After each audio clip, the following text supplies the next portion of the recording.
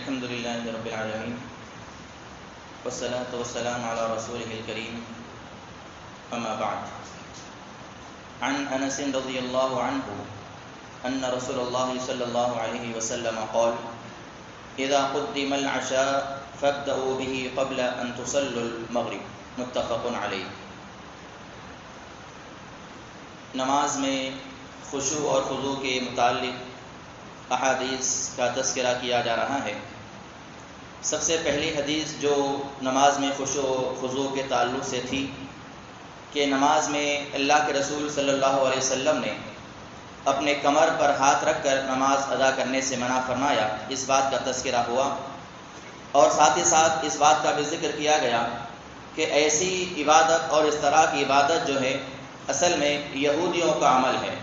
اسی مناسبت سے اللہ کے نبی صلی اللہ علیہ وسلم نے ایسی نماز پڑھنے سے منع فرمایا۔ اس کے بعد آج کی حدیث جو میں نے ابھی تلاوت کی صحیح بخاری اور صحیح مسلم کی روایت ہے۔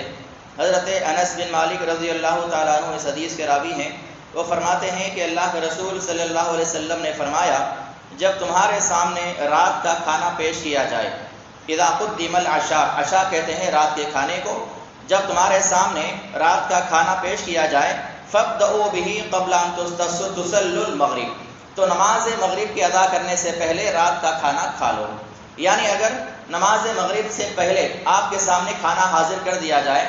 یا آپ کو جو ہے بھوک محسوس ہو رہی ہو تو پھر نماز مغرب کا وقت ختم بھی کیوں نہ ہو جاؤ، پہلے آپ کھانا کھا لو، آرام سے سیریاب ہو جاؤ، اس کے بعد نماز ادا کرو۔ اللہ کے نبی صلی اللہ علیہ وسلم کے زمانے میں اکثر جو صحابہ کا عمل تھا وہ یہی تھا کہ وہ لوگ نماز مغرب سے پہلے ہی رات کا کھانا کھا لیا کرتے تھے، اور بعض صحابہ جو ہے نماز مغرب کے بعد رات کا کھانا کھایا کرتے تھے۔ اس حدیث کے اندر جو وجہ بیان کرنے کی ہے وہ یہ ہے کہ اگر کسی کو حاجت محسوس ہو رہی ہے، اسے بھوک محسوس ہو رہی ہے یا اسے پیاس لگ رہی ہے، تو پہلے وہ اپنی ضرورتوں سے فارغ ہو جائے۔ ایسا ہی معاملہ جو ہے طہارت کا بھی ہے۔ اب مثال کے طور پر کسی کو ظہر کی وضو ہے، اب وہ عصر تک اس وضو کو باقی رکھا ہوا ہے، اب سردی کا موسم ہے، کہاں پھر عصر میں وضو کرو، اسی وضو سے عصر پڑھ لوں گا، بعد میں وضو کر لوں گا۔ اگر عصر کی نماز سے پہلے اس کو ضرورت محسوس ہوتی ہے، پیشاب وغیرہ آتا ہے، لیکن وہ نہیں جاتا کہ عصر کی وہ نماز کے بعد ہی جاؤں گا، تو ایسا کرنا صحیح نہیں ہے۔ پہلے اپنی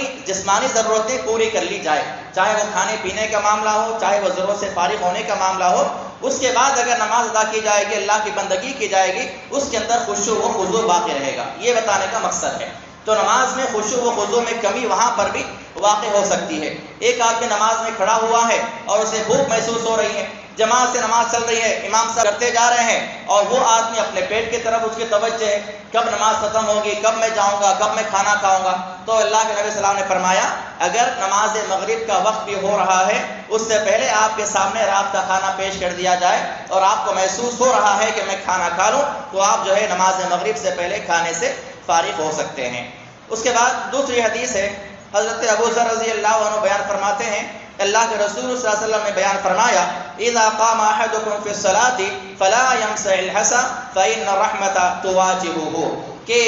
جب کوئی آدمی نماز میں کھڑا ہو جائے تو نماز کی حالت میں کنکریوں کو نہ چھوئے۔ اللہ کے نبی صلی اللہ علیہ وسلم کے زمانے میں جو مساجد ہوا کرتی تھی، مساجد میں اس طرح کی قالینیں، جائے نماز وغیرہ کا تصور تو تھا نہیں۔ اس زمانے میں یا تو جو ہے سخت پتھر ڈالے جاتے تھے یا چھوٹے چھوٹے کنکریاں جو ہے بچھائی جاتی تھیں تاکہ اس پر جو ہے آسانی سے نماز پڑھی جا سکے۔ تو حالت نماز میں جو ہے لوگ کنکریوں سے کھیلنا، یا اگر سجدے کی جگہ پر کنکری آ رہی ہے ہر سجدے میں تو اس کو بار بار صاف کرتے رہنا، یہ تمام کام بھی ایسے ہیں جو حالت نماز میں کرنے سے اس کا خشوع و خضوع ختم ہو جاتا ہے۔ تو اللہ کے نبی صلی اللہ علیہ وسلم نے فرمایا کہ جب تم میں سے کوئی نماز میں ہو تو وہ کنکریوں کے ساتھ نہ کھیلے، نہ اس کو چھوئے۔ اس کی وجہ کیا ہے؟ فَإِنَّ الرَّحْمَةَ تُوَاجِهُهُ، اس لیے کہ اللہ رب العالمین کی رحمت اس بندے پر ہے۔ جو آدمی نماز میں کھڑا ہوتا ہے اللہ کی رحمت کے ساتھ وہ کھڑا ہوتا ہے، اور اللہ تعالیٰ کا کرم، اس کی رحمتیں اس آدمی پر ہوتی ہیں مسلسل نماز کی حالت میں۔ اگر آدمی حالت نماز میں یہ کام کرتا رہے گا تو اس کا خشوع ختم ہو جائے گا، جہاں اس کا خشوع ختم ہوا وہاں اللہ کی رحمت بھی اس سے اٹھا لی جاتی ہے۔ تو اللہ کی رحمت کو جو ہے دور کرنے کا یہ بھی ایک ذریعہ ہے کہ حالت نماز میں جو ہے کنکریوں سے کھیلا جائے، حالت نماز میں جو ہے جانماز پر پڑے ہوئے کچرے کو صاف کیا جائے، حالت نماز میں جو ہے زیادہ التفات کیا جائے اس سے اللہ کے نبی صلی اللہ علیہ وسلم نے منع فرمایا۔ اسی طرح ایک اور حدیث ہے، حضرت عائشہ رضی اللہ عنہ بیان فرماتی ہیں کہ سألت رسول اللہ صلی اللہ علیہ وسلم،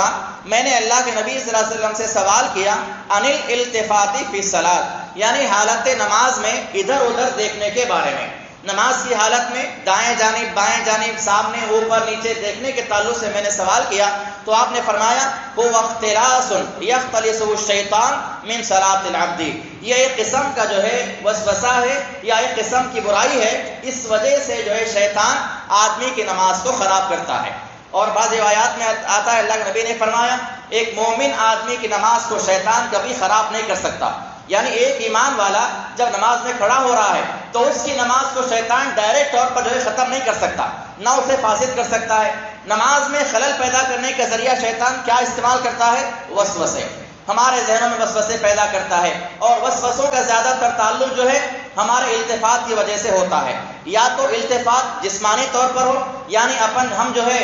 جسمانی طور پر اپنے چہرے کو رائٹ سائڈ کر لیں، لیفٹ سائڈ کر لیں، اوپر دیکھیں نیچے دیکھیں، یہ التفات بدنی ہیں، یعنی جسمانی اعتبار سے حرکت دی جائے، یا جو ہے قلبی اعتبار سے ہمارا جسم تو نماز کی حالت میں ہے اور ہمارا دل کہیں اور لگا ہوا ہے، تو یہ ذریعہ ہے شیطان کا جو ہے راستہ ہے کہ اس راستے سے شیطان جسم میں داخل ہوتا ہے اور ایک ایمان والے بندے کی نماز کو خراب کرتا ہے، یہاں تک کہ اس کی نماز جو ہے فاسد ہو جاتی ہے۔ تو حالت نماز میں ادھر ادھر دیکھنا بھی منع کیا گیا۔ اللہ کے نبی نے فرمایا آگے ایاک والتفات فی الصلاۃ، کہ اے لوگوں تم نماز میں جو ہے ادھر ادھر دیکھنے سے بچو، فإنہ ہلاکت، تاکہ کیونکہ یہ ہلاکت کا ذریعہ ہے۔ ہلاکت سے مراد کیا ہے؟ نماز کی حالت میں جو خشوع و خضوع ہے وہ ختم ہو جاتا ہے، زیادہ نماز کا جو فائدہ ہے، نماز پڑھنے کا جو زیادہ اجر ہے اس کے اندر کمی واقع ہو جاتی ہے۔ فإن كان لابد ففي التطوع، ہاں اگر زیادہ ہی جو ہے ہلنے کی یا حرکت کرنے کی ضرورت پیش آ جائے تو ایسا عمل جو ہے نفل نماز میں کرنا جائز ہے، لیکن جہاں تک فرائض کا تعلق ہے فرض نمازوں میں کسی قسم کی حرکتیں نہ ہو، نہ جو ہے اپنے چہرے کو یہاں وہاں گھمایا جائے، اور نہ ہی جو ہے اپنے جسمانی اعتبار سے قلبی اعتبار سے کہیں پر بھی ہماری توجہ نہ ہو سوائے نماز کے۔ تو یہ خشوع اور خضوع کو ختم کرنے والی جو چیزیں ہیں ان کا تذکرہ کیا جا رہا ہے۔ انشاءاللہ مزید جو ہے کچھ باتیں اور جو ہیں اس تعلق سے اگلے دروس کے اندر ذکر کی جائیں گی۔ اللہ رب العالمین سے دعا ہے اللہ تعالی ہمیں قرآن اور حدیث کے احکامات اور مسائل کو سیکھنے اور ان پر عمل پیرا ہونے کی توفیق عطا فرمائے۔ آمین۔ واقول قولی ھذا استغفر اللہ ولکم۔